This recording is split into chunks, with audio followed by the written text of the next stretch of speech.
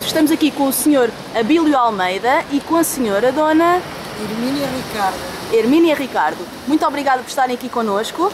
Sabemos que costumam praticar atividade física aqui no Paredão de Cascais, sim, verdade? Sim. Digam-me uma coisa. Na vossa opinião, qual é a importância da atividade física, por exemplo, uma caminhada, na vossa saúde óssea e articular? O que é que nos podem dizer sobre isso? Acho que conta muito. Eu, se não andar todos os dias, já não me sinto bem. Todos os dias faço o perdão. Portanto, caminha, não é, Sr. Abílio? Sim. Caminha. Esteve a comentar comigo há pouco que tem tido um problema nas costas. Sim.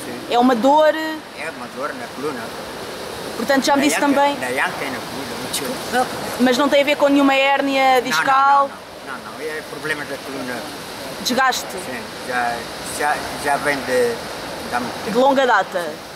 Mas está a ser acompanhado pelo seu especialista ou pelo seu médico de família? Numa clínica aqui em Cascais. Eu leio muito. Sim. E acho que a nossa alimentação é sempre uma alimentação saudável. O que faz pelos seus ossos no que diz respeito aos cuidados com a alimentação? A alimentação, muita verdura, muita peixe, menos carne, mais peixe.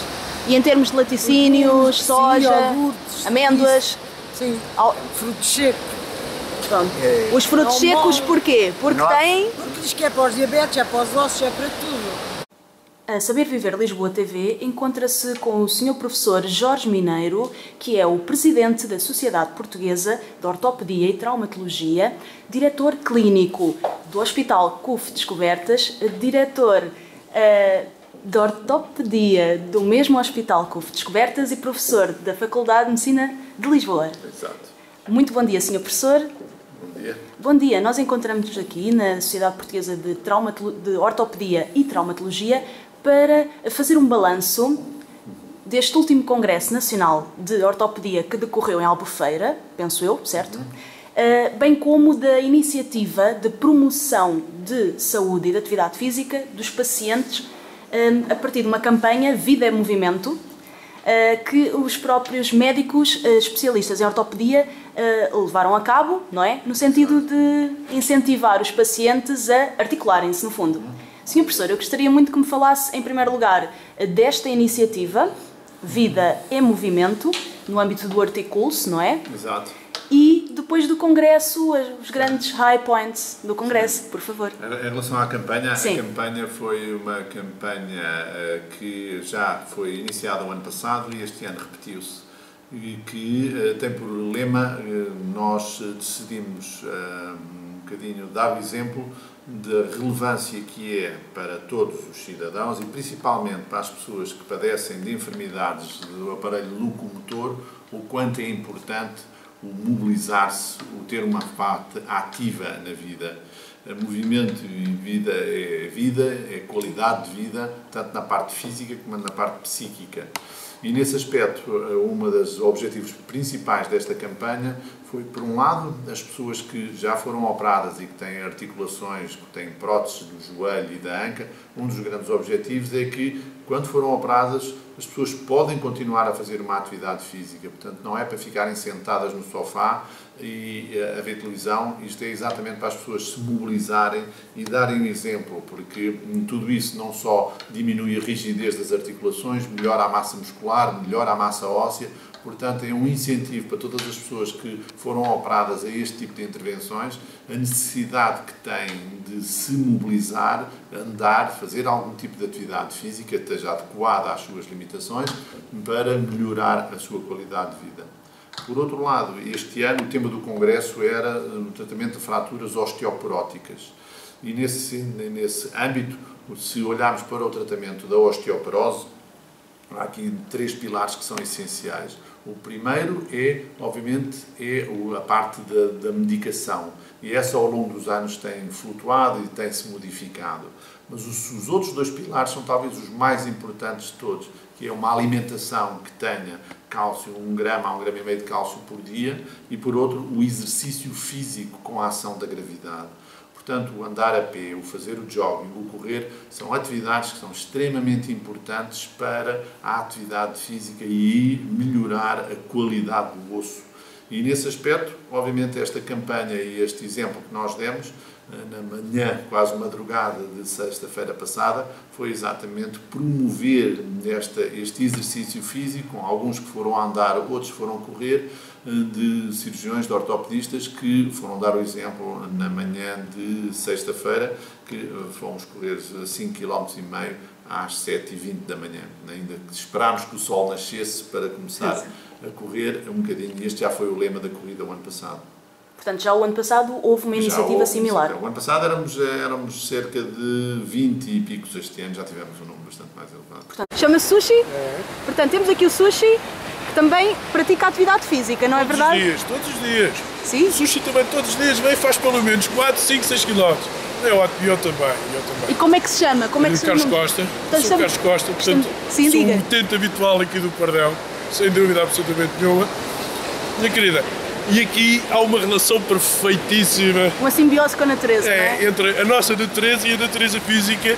Sim. E a natureza é incrível. Não, é a melhor coisa que pode haver realmente. Aconselho a toda a gente. Portanto, sabemos então que praticar atividade física regularmente Todos os dias. é o que faz pela sua saúde osteoarticular. Exatamente. Muito e toda bem. ela, pela saúde toda. Psicológica, emocional. Não, é ótimo. E em relação aos cuidados com a nutrição, no que diz respeito a esta Querida, questão mais óssea e articular? Não comer demais, como de tudo, só não como demais. Sim. E esse é o segredo, nós somos omnívoros, não somos? Exatamente. Exato. Portanto, e foi a opinião de Carlos Costa, verdade? exatamente. Muito obrigada, Sr. Carlos. Nada, minha querida, passa. Estamos aqui com Manuel Antunes, que estava a fazer uns alongamentos, verdade, Sr. Manuel? Sr. Manuel, queria-lhe perguntar o que é que faz para ter uns ossos saudáveis? Bom, para já, a alimentação. Diga. Alimentação e depois desporto. Bom, estou aqui todos os dias, no Pardão, faço 3 viagens, faz mais ou menos 9 km por dia. Sim. E uma vez por semana também faço bicicleta. Vou até ao Guincho, venho até aos Jardins da Parede, que é onde eu moro. Muito bem. Portanto, tem a percepção de como deve cuidar da sua saúde osteoarticular. Claro, faço o possível, faço o melhor. Fazendo a ponte com o Congresso, eu sei que também a qualidade de vida dos pacientes esteve em destaque, não é? Portanto, Claro. que nos pode dizer, Este ano tivemos também, como é habitual, vários temas e temas que cobriram não só com alguns cursos satélites no âmbito da investigação científica, dos incentivos a novos investigadores na área musculoesquelética, e portanto veio o professor Andrew Carr, que veio de Oxford, fazer um curso para jovens investigadores, para iniciar o interesse pela investigação. Veio também um curso satélite que foi organizado pelo Dr. James Scott, que é o editor eméritos do Journal of Bone and Joint Surgery do Reino Unido, que é uma das revistas mais prestigiadas no mundo sobre esta área, e depois tivemos outro curso satélite também organizado pelos ingleses, e a razão disto é porque este ano o nosso congresso, a sociedade convidada era a Sociedade Inglesa de Ortopedia, portanto tivemos uma participação mais ativa destes ingleses. E o terceiro curso foi um curso só sobre algumas áreas da patologia do joelho, e foram 3 cursos muito importantes porque mostraram a qualidade de facto do que é feito, mas também conseguimos integrá-los muito bem dentro das atividades do Congresso. Todos me comentaram que o Congresso Português já tem um nível altíssimo científico, e isso é uma coisa que de facto nos deixa a todos muito orgulhosos. Temos desde o ano passado uma colaboração muito estreita com a sociedade espanhola, temos um intercâmbio muito apertado de colegas espanhóis que vêm cá e colegas portugueses que vão à Espanha, e isso foi bem evidente neste Congresso. Portanto, temos uma colaboração muito saudável com os colegas espanhóis, e tivemos as outras sociedades representadas, que foram colegas de Itália, da Alemanha, da Suíça, e um convidado deste ano do Congresso foi um professor norte-americano, o professor Stuart Weinstein, da Iowa, que é, além do mais, o representante da Sociedade Americana da Ortopedia junto do Congresso Americano para as políticas de saúde. Portanto, é um homem que tem uma visão muito alargada e cuja conferência principal foi as tendências do modelo de saúde no mercado americano. E foi uma conferência interessantíssima, porque aquilo que nós verificamos é o que se passa nos Estados Unidos, passa-se aqui um bocadinho 2 ou 3 anos depois. E, portanto, aquilo que se está a passar lá já está a começar a passar-se aqui, das mudanças, mudar o espectro do que é a clínica privada para uma clínica privada hospitalar, ou seja, deixar de haver os consultórios, mas para as pessoas se juntarem a hospitais privados. Esta é a tendência já do que está a passar nos Estados Unidos, é a tendência que nós vemos a assistir aqui na Europa também. E, portanto, tudo o que se passa nos Estados Unidos passa-se normalmente, tem um reflexo aqui na nossa realidade europeia. Portanto, o professor Stuart Weinstein fez uma conferência na sessão inaugural sobre isso, interessantíssima, sobre o que é que se está a passar nos Estados Unidos e quais são as tendências dele em relação às tendências do mercado americano. Falou também de outras coisas, que ele é um especialista em ortopedia infantil e em cirurgia da coluna pediátrica, e, portanto, fez também várias outras conferências muito interessantes. No Compteveral havia duas sessões muito relevantes. Uma delas era o tema do congresso, que era organizado pelo Dr. António Miranda de Vila da Feira, e que foi uma ação muito interessante sobre o tratamento da osteoporose. E depois houve uma mesa redonda do congresso que foi organizado por um dos grandes homens da cirurgia do ombro, o Dr. António Cartucho. Cá em Portugal também foi uma mesa muito participada com colegas estrangeiros e de altíssimo nível, e foi muito gratificante de ouvir as pessoas estrangeiras que cá tiveram dizer que não sabiam que o nível da ortopedia portuguesa e científica fosse um nível tão elevado, porque embora algumas das palestras fossem em português, mas muitos dos slides são em inglês. Portanto, saímos deste congresso com uma sensação de um dever cumprido e muito gratificantes. Há outra coisa que também nos deixa muito satisfeitos neste âmbito. Portugal, nestes últimos anos, é um país pequenino, mas tem uma geração de ortopedistas de futuro extraordinária. E não só pelas pessoas que já marcaram presença no mundo europeu neste momento, como o Dr. Cassiano Neves, que foi o presidente da Federação Europeia no ano passado, o professor João Espregueira Mendes, que foi o presidente da sociedade mais importante mundial de medicina desportiva e do joelho. Depois o Dr. Paulo Felicíssimo, que foi eleito presidente do Board Europeu de Ortopedia e Traumatologia, que é uma instituição da Comunidade Europeia, e eu há uns anos que sou responsável pelo Exame Europeu de Ortopedia. E é aí que eu diria que também que o futuro da ortopedia parece-me bastante bom e cheio de esperança, é porque temos uma geração de gente nova que vai fazer do exame europeu, juntamente com o resto dos europeus, e a performance dos portugueses tem sido sempre excepcional. Têm passado praticamente todos os anos aqueles que se propõem, e de facto dá-nos um orgulho enorme ver que um país pequenino como o nosso conseguimos ter gente de uma qualidade, com uma ambição e com um futuro determinados, que nos dá um orgulho enorme. E isso tudo, acho que foi um congresso que correu muito bem, temos um salto positivo. Há sempre coisas a melhorar, como é lógico, mas acho que até o tempo ajudou. Tivemos um tempo maravilhoso, todos os estrangeiros estavam deliciados com um bocadinho de sol, e o programa era carregado, começava às 7h30 da manhã e acabava às 8 da noite. Portanto, o programa é um programa muito com sessões também à hora do almoço. Sr. Professor Jorge Mineiro, falou-me há pouco que houve um dos ex-libris do Congresso, foi de facto a realização de 3 cursos especializados na área da patologia do joelho, certo? Um deles. Um deles, peço desculpa. No que diz respeito à patologia do joelho, e dado também a sua prevalência em Portugal, o que é que nos pode dizer sobre os últimos medlines ou os últimos avanços no que diz respeito à parte da infecciosa, do tratamento da infecção ligada, por exemplo, a aquelas operações aí é uma coisa um bocadinho mais complicada. Aquilo que posso dizer é um dos simpósios da hora do almoço foi exatamente sobre infecção em joelho, em musculoesquelética e antibioterapia. E tivemos em debate um dos colegas, que é um dos especialistas, está a fazer uma tese exatamente sobre infecções de prótese, que é o colega Ricardo Sousa, do Hospital de Santo António. Depois tivemos a doutora Catarina Toscano, que é uma bacteriologista de São Francisco Xavier. Sim. E depois tivemos o doutor Germano do Carmo, que é também um especialista infecciologista de Santa Maria, do Hospital Santa Maria. E, portanto, tivemos um simpósio da hora do almoço só dedicado a isso, para se debater um bocadinho as polémicas que existem neste momento, sobre um bocadinho de protocolos e dessas coisas todas. Mas nós vamos promover, e eu sou o chairman dessa reunião, a reunião da Sociedade Europeia de Infecção Musculoesquelética vai exatamente ter a reunião no Estoril, penso que é em março, nem portanto da sociedade europeia. E, portanto, vai ser uma oportunidade onde nós vamos rever um bocadinho o quadro nacional, levantar as bandeiras para demonstrar, de facto, a preocupação que nós temos neste país, porque, de facto, somos uma mancha um bocadinho negra, como alguns países do sul da Europa, no que se refere às resistências a antibióticos, coisa que a nossa Espanha já está muito mais na cor do centro da Europa. Nós estamos muito nas franjas, portanto, temos que fazer qualquer coisa.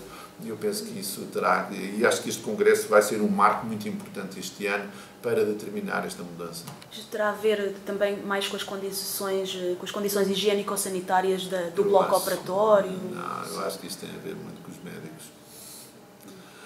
Médicos, não digo que são só os ortopedistas, claro. Médicos em geral e o uso dos antibióticos, acho que é uma das causas. Da resistência, não é? Da resistência, não é? Portanto, eu acho que há aqui várias causas, mas nós somos de certeza um dos fatores mais determinantes e mais importantes.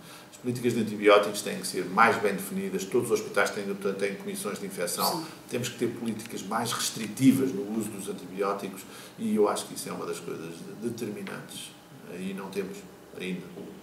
Mas, professor, na sua ótica, creio que, por exemplo, um paciente que tenha sido alvo de cirurgia ao joelho, tenha colocado uma prótese e tenha tido um problema no bloco de apanhar uma infecção, por exemplo, essa infecção pode durar anos a ser tratada? Essas infecções dependem do micro-organismo. As infecções numa prótese normalmente implica sempre uma nova cirurgia, sempre.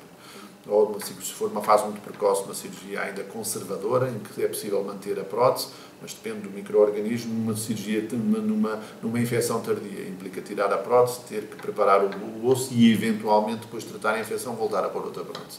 Esta é a coisa. Mas são sempre situações das mais graves que existem em ortopedia ou infecção de uma prótese. Pode implicar a perna ficar... Sim, irta. Sim, tirar o movimento, fazer uma artrodese. Mas a infecção pode sair ou pode permanecer? Depende do doente, se é um doente diabético, se tem um doente com cortisonas, a fazer uma série de coisas, quer dizer, há uma série de fatores, mas infecções em próteses são situações graves. Podem comprometer a vida do doente, não é? A questão infecciosa é uma questão que preocupa muito os nossos telespectadores. Sim, e preocupa-nos a nós, médicos, também. Muito. Pois, exato. Principalmente os cirurgiões, e às vezes são questões... pela gravidade de o comprometer, não só o nosso tipo de atuação, que é a cirurgia, claro. Mas como também pode comprometer a função do membro ou a vida do doente. Portanto, exato, os vários escalões de compromisso podem infecção estar generalizada, não é? Sim, infecção generalizada. Leva uma coisa que se chama sepsis. Sepsis, não é? Ainda se usa esse depois, exato. Sim, existe, bem, infelizmente. E há alguma forma de controlar, quer dizer, não sei se a pergunta é... Há várias formas de controlar. A primeira é prevenir. Expansão. A primeira é prevenir. Sim. E o prevenir é com políticas de antibióticos muito restritivas e com medidas de segurança como estas que são adotadas pela Organização Mundial de Saúde, sim. Que se chama mesmo segurança no bloco operatório. Sim. Segurança do doente no bloco operatório. E isto tem várias fases, vamos dizer, do sign-in, time-out, sign-out, que obriga a uma verificação não só do doente para ter certeza que o membro é o lado correto a ser operado, mas também que o antibiótico foi dado à hora certa antes de se pôr o garrote e que a pele está em bom estado. Quer dizer, uma série de coisas têm que ser feitas para optimizar muitas das rotinas que, sim. Nós temos, mas como são rotinas, às vezes são feitas de uma maneira que não é a maneira mais regular. E estas normas de segurança do bloco operatório que foram emanadas pela Organização Mundial de Saúde e aos quais, portanto, a Direção-Geral de Saúde aqui em Portugal aderiu, lógico, é uma das causas. E a outra são medidas tão simples como a lavagem das mãos, como é lógico. Pois, exato. A fazer os pensos e essas coisas todas. Às vezes nem tem a ver com a conduta do especialista em ortopedia, tem mesmo a ver com cuidados de enfermagem. Não posso tirar a culpa para cima dos outros. Claro. Eu acho que todos aqui temos uma função muito determinante. Claro. E, portanto, desde que nós somos respeitadores e que cumprimos as tais normas todas, exato. De segurança, acho que são a melhor forma de conseguirmos chegar a bom termo. Mas, por exemplo, no caso, eu sei que as infecções ortopédicas são distintas e as bactérias também são distintas. Exato. Mas o senhor professor acha que, de facto, ao longo da vida, por exemplo, um doente com esse problema pode superar essa infecção? Pode, mas depende do micro-organismo, é o que eu estou a dizer, porque depende do micro-organismo. Algum depende cuidado? Da fase em que for. Nas pessoas de idade, por exemplo, as pessoas de idade têm muitas vezes infecções urinárias. Sim, as infecções urinárias, verdade. Uma vez que estejam no sangue, são o primeiro foco de contaminação de uma prótese. Portanto, é logo. Portanto, é isso, tudo assim. Há coisas que a gente nunca consegue mudar. E nesse caso, o que é que pode ser benéfico para um doente com um problema, por exemplo, de uma infecção? Os dentes têm que estar alertados que alimentação. Sempre que tiverem uma infecção, alertar o seu clínico geral, o seu médico de família, olha que eu tenho uma prótese feita, portanto, e os médicos normalmente Claro, devem claro. estar alertados que no mínimo indício de uma infecção em que haja bacteriemia, em que haja bactérias em circulação, tem que estar coberto por um antibiótico. E em termos de suplementos alimentares, é adepto de algum Suplementos tipo alimentares, eu acho que sim, tem que ser uma dieta regrada, ter uma alimentação mais normalizada, não que propriamente isso tenha influência sobre as infecções. Agora, o reverso também é verdade, uma pessoa que esteja debilitada e que não tenha uma infecção, O sistema obviamente imunitário... o sistema imunitário está mais deficiente e, portanto, é mais propício a apanhar as infecções. Não é? Senhor Professor, para terminar, queria que me falasse um pouco do papel da Sociedade Portuguesa de Ortopedia e Traumatologia na comunicação em saúde em Portugal. Assim, já me falou destas campanhas, algum projeto mais que tenha acalentado ou que venha a desenvolver em breve? Não, nós estamos de saída, portanto, este é o fim do segundo Sim. ano de mandato e, portanto, nós, na minha visão, a sociedade científica tem um papel de intervenção na sociedade civil. E intervenção como o nosso papel é de prevenção, mais do que de tratamento. O que é que isto quer dizer? A Sociedade de Cardiologia atua sobre a prevenção dos infartos, dos colesterol, da hipercolesterolemia, da hipertensão, etc. Bem fora. O nosso papel aqui, já no ano passado tivemos uma campanha que foi sobre prevenção dos acidentes de mergulho nas praias, porque temos uma costa fantástica e, portanto, temos um número de acidentes de mergulho que também é superior àquilo que acontece nos outros países europeus. E, por outro lado, este ano vamos dedicar a campanha também a um dos temas que foi o tema do Congresso, que é as fraturas osteoporóticas. Muitas das fraturas osteoporóticas são por quedas no domicílio e a causa destas quedas é prevenível. Portanto, é o tapete que está no chão, é a coisa que não tem onde a pessoa se agarrar, é o fio da extensão que está no chão, é a escada que não tem corrimão, várias pequenas coisas que se podem fazer. Isso por um lado. E por outro lado, há um sem número de patologias, desde as alterações do equilíbrio, alterações da visão, alterações do ritmo cardíaco, que são causas de queda nas pessoas de idade e que também podem ser prevenidas. Portanto, se tudo isto for feito o screening, que a gente sabe que esses são os indivíduos de risco, estes indivíduos de riscos têm que ser protegidos de alguma forma. E, portanto, o objetivo desta campanha de prevenção das quedas é um bocadinho alertar a sociedade civil para estes riscos e qual é a forma de prevenir essas quedas. Portugal gasta milhões de euros do nosso orçamento da saúde no tratamento destas, em que muitas destas causas são preveníveis. Portanto, se nós conseguimos trabalhar todos um bocadinho em conjunto para que as pessoas não caiam tanto, se calhar partem-se menos, não têm que ser internados e a qualidade de vida deles é melhor. Portanto, o papel da sociedade científica, a meu ver, junto à sociedade civil, é colaborar com ela na prevenção e alertar a sociedade civil para impedir de que possa acontecer algumas coisas, como o infarto e a hipertensão, que têm consequências gravíssimas, todos sabemos.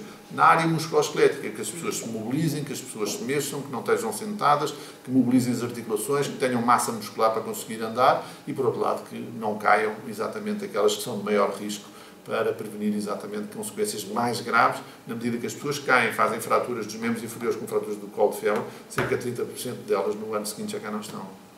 Portanto, podemos prevenir isso. Muito bem.